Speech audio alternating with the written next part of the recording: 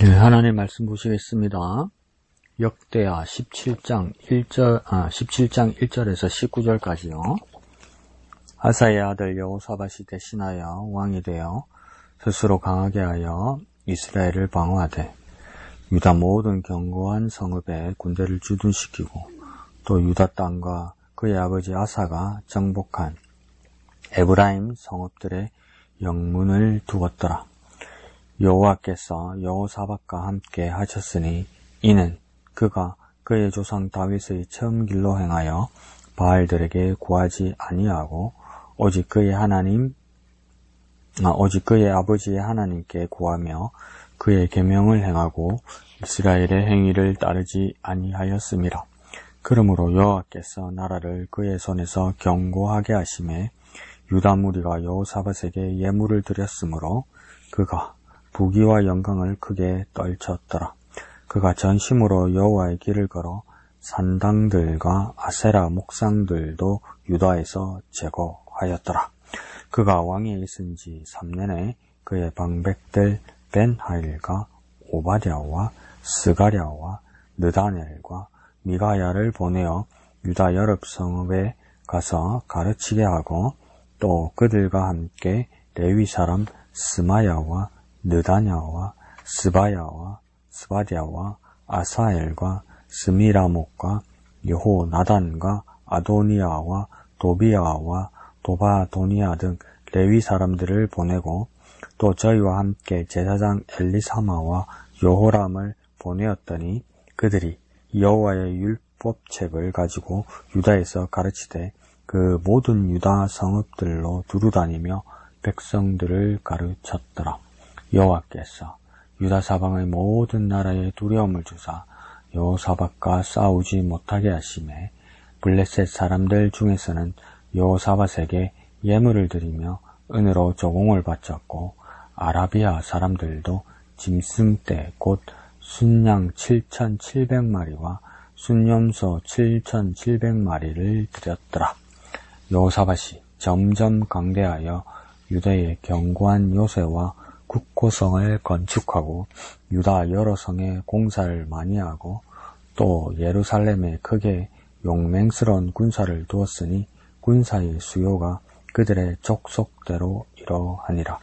유다에 속한 천부장 중에는 아드나가 으뜸이 되어 큰 용사 30만 명을 거느렸고 그 다음은 지휘관 여호 하나님이 28만 명을 거느렸고 그 다음은 시그리의 아들 아마시아니 그는 자기를 여호와께 즐거이 드린 자라.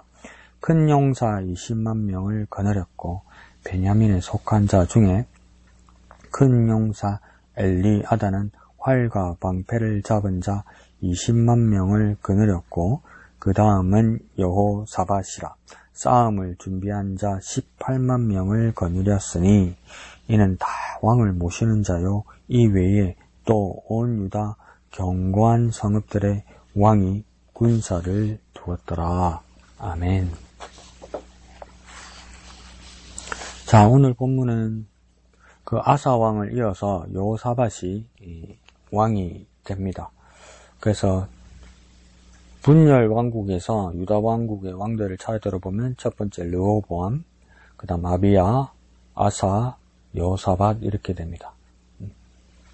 그래서 그 왕들의 모습을 보면 그 왕들의 말기, 안 그러면 정말 앞에 어떤 왕들은 절반 가까이 왕자들과 같은 공동 정치를 하게 되기도 합니다.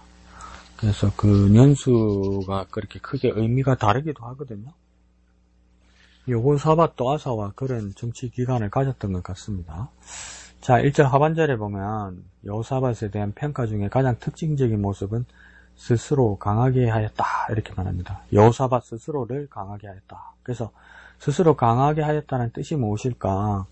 그 첫 번째 모습은 뭐냐면 2절에 보면 군대와 그 성읍들, 그러니까 곧 국방을 강화한 것입니다. 그래서 국력을 강하게 만든 것이죠. 그것이 표면적으로 보이는 강하게 하는 모습이 되기도 합니다. 그리고 두 번째로 이 볼 점은 뭐냐면 아버지 아사로부터 독립했다는 겁니다.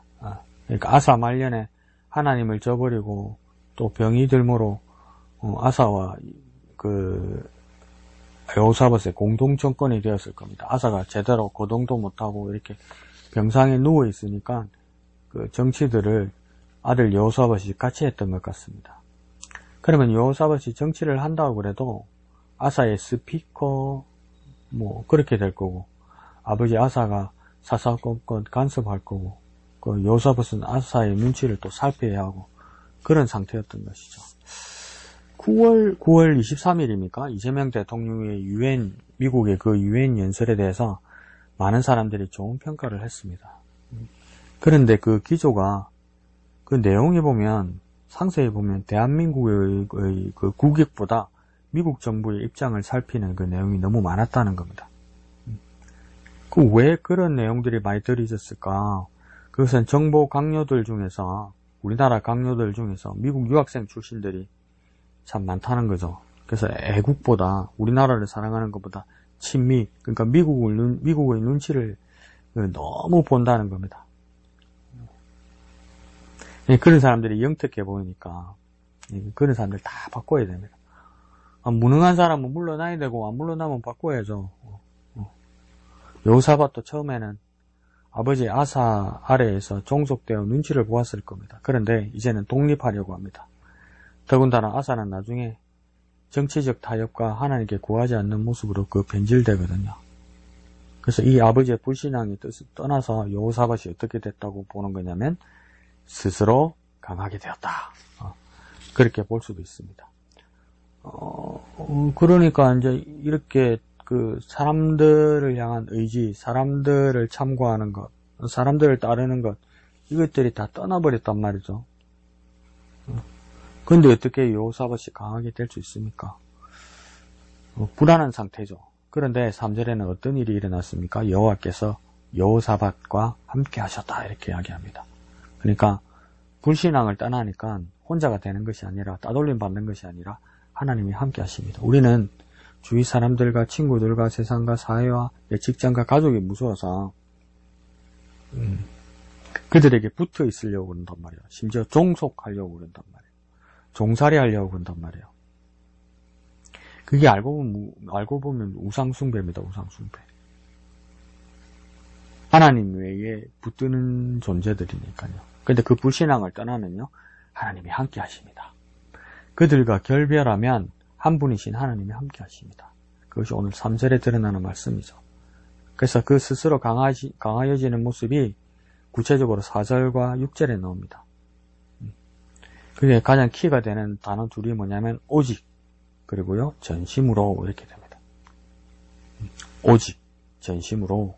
그래서 4절에 하나님께 구하며 또 그의 계명을 행하고 또 그 행위를 따르지 아니한다, 이랍니다. 첫 번째 하나님을 구하고, 두 번째 하나님의 계명을 행하고, 세 번째 이스라엘의 행위는 따르지 아니한다고 이야기합니다. 그러니까 이 세 가지 모습들이 하나, 둘, 셋, 세 가지로 나누어진 것이 아니라 하나의 모습이라고 이야기합니다. 그래서 뭐라고 앞에 수식어가 붙어 있습니까? 오직, 오직. 그러니까 스스로 강하게 되는 법은 오직 하나님만 향하는 겁니다. 여럿을 두어서 적금 들듯이, 보험 들듯이 그렇게 하는 것이 아니라 오직 하나님만 향하는 겁니다. 그래서 다 잘라내고 다 털어내고 하나님만 향하는 겁니다. 오직 하나님만. 그리고 6절에는 어떤 모습이 있습니까? 전심, 전심으로. 그러니까 전심은 무엇입니까? 한자 뜻 그대로도 온 마음으로, 그 온 마음으로 여호와의 길을 걷는다, 이렇게 이야기합니다. 그러니까 내 생각에는, 내 마음속에는 어떤 계획, 소망, 바람들이 있으면 그것들을 다 모아서 하나님께로 향하는 겁니다. 그것들을 다 모아서 이러저러한 모든 생각들 있잖아요. 그게 분산되지 않고 그냥 다 하나로 모아서 하나님께로 향하는 겁니다. 그리고 하나님께서 가신 길, 그 하나님의 방법, 그 길이라는 것이 무엇입니까? way라고 쓰잖아요. 영어에서 way. 그 ways, 이게 뭡니까? 방법이죠, 방법. 길이기도 하고 방법이죠. 그래서 하나님의 생각과 하나님의 계획, 의도들을 그대로 다 따라가는 겁니다. 그래서 그 길, 열어놓으신 길을 따라가는 겁니다. 그러면 하나님의 그 발자취를 그대로 밟고 따라가는 겁니다. 그래서 걷는다는 것은 실제로 뭡니까? 발을 움직여야 되는 거죠. 다리를 움직여야 되는 것이죠. 구경하는 것이 아니죠. 그냥 알아듣는 정도가 아니죠. 그러니까 실제로 그 길을 따르는 것, 같이 하는 것, 또 무엇입니까? 실천 수행하는 것, 순종하는 것이겠죠. 그래서 그 길을 가는 동안 하나님의 방법을 따르고 하나님의 길을 걸어가는 동안 그 길을 거치는 산당들과 아세라 목상, 그 모든 우상들을 치워버립니다. 제거합니다. 그래서 전심으로 온 마음을 다해서 하나님의 뜻을 따르는 겁니다. 그래서 여기서 4절에 오직, 6절에 전심으로 이렇게 되는 거죠. 그래서 이 오직 전심으로 하나님의 뜻을 행하며 여호와의 길을 걸으려면 또 무엇은 대전제가 하나 있어야 되는 거죠. 그것이 4절에는요 계명이고 6절에는 길입니다. 그래서 계명과 길을 알아야만 하는 겁니다. 그래서 7절에 여호사밧은 아주 구체적인 일을 실행합니다. 그러니까 하나님의 계명, 하나님의 길을 알아서 따라야 된다 하는 사람들 아멘 하지만 아무 반응도 없고 아무 후속 행동이 없잖아요. 근데 그렇게 마음의 감동과 마음의 흥분 상태로만 끝나는 것이 아니라 아주 구체적인 일을 해야 되는 겁니다. 실행해야 되는 겁니다. 가려면 뭘 준비를 해서 가야 될 거 아니에요. 그래서 여호사밧은요 7절 마지막에 가르치게 합니다. 9절에는요 가르쳤다 두 번이나 반복합니다. 그러니까 뭡니까? 가르치다란 말을 3번이나 씁니다. 그러니까 가르치는 자에게 배워야 계명을 행하고 그 길을 제대로 걸을 수 있는 겁니다. 그냥 마구 걷는 것이 아닙니다. 그냥 열심히만 하면 되는 게 아닌 겁니다. 방향을 알아야죠. 그 길을 알아야죠. 배워야죠. 그러니까 무엇인지 어디인지 알아야 옳게 행하고 바로 걸을 수 있는 겁니다. 그러니까요. 바르게 배워야 순종하고 바로 걸을 수 있습니다. 가르치는 자에게 배워야 바르게 걸을 수 있는 겁니다. 그래 우리 어떻게 해야 됩니까? 배워야 합니다. 배워야 합니다. 자, 10절에 여호사밧은 국제적으로 강대해지고 승승장구합니다. 그래서 여호사밧의 나라 유다 왕국이 강하여졌고 1절에서도 보아도 알듯이 여호사밧이 스스로 강하여진 것 같은데 10절에는 분명히 하기를 그 주체가 여호와께서라고 이야기합니다. 여호와께서 주인 나라들에게 두려움을 주시고 또 감히 싸우지 못하게 대들지 못하게 겁을 미리 다 주어 놓았다는 겁니다. 기억나십니까? 창세기에서 야곱은 장인 라반을 위해 헌신했습니다. 20년을 그리했습니다. 그런데 손해만 잔뜩 본 것 같고 앞으로는 더 위험할 것 같습니다. 그래서 야곱은 도주하여서 고향으로 돌아가려고 합니다. 그래서 가족과 살림살이를 다 데리고 모두 갖고 이동하다 보니까 곧 장인의 군대에 잡힐 지경입니다. 그런데 그 전날 밤에 하나님이 상대 라반에게 나타나십니다. 그러면서 그 라반에게 하나님이 뭐라고 말씀하시냐면 삼가 야곱에게 선악간에 따지지 마라. 함부로 대하지 마라. 이렇게 호령하고 경고하십니다. 그래서 그 다음날 야곱이 따라잡혀도 감히 라반의 군대는 해코지도 못하고 협정 조약까지 맺는 거죠. 계획대로 못하는 거죠. 이와 마찬가지로 내가 강하여진 것, 내가 행복해지는 것, 안전한 것, 건강한 것, 무탈한 것, 심지어 사고를 당해도 지금 이 사고를 아파하고 생각할 수 있는 이 생존의 상태, 이 살아있는 것은 3절에요. 하나님이 함께 하시고 10절에 하나님이 대적들과 원수들에게 두려움을 주시고 막으시고 지켜주셨기 때문이다. 이 말이에요. 그래서 1절의 말씀처럼 내가 그렇게 악한들로부터 독립해서 스스로 강하게 되는 겁니다. 하나님의 것이 아닌 것들로부터 독립하는 겁니다. 심지어 그들이 나에게 호의적이라도 하나님의 것이 아니고 하나님의 뜻을 따르는 것이 아니라면 그들로부터 떠나 독립하는 겁니다. 그때 하나님께서 나와 함께 하시고 대적들을 두렵게 하셔서 나를 스스로 강하게 만들어 주셨다 이 말입니다. 그래 우리가 어떻게 고백해야 됩니까? 하나님이 나와 함께 하셔서 나를 강하게 하셨다. 그 거짓된 것들로부터 독립해 나오니 하나님이 나와 함께 하셔서 나를 강하게 하셨다. 그렇게 살아가는 저와 여러분 되시기를 예수님 이름으로 축원드립니다.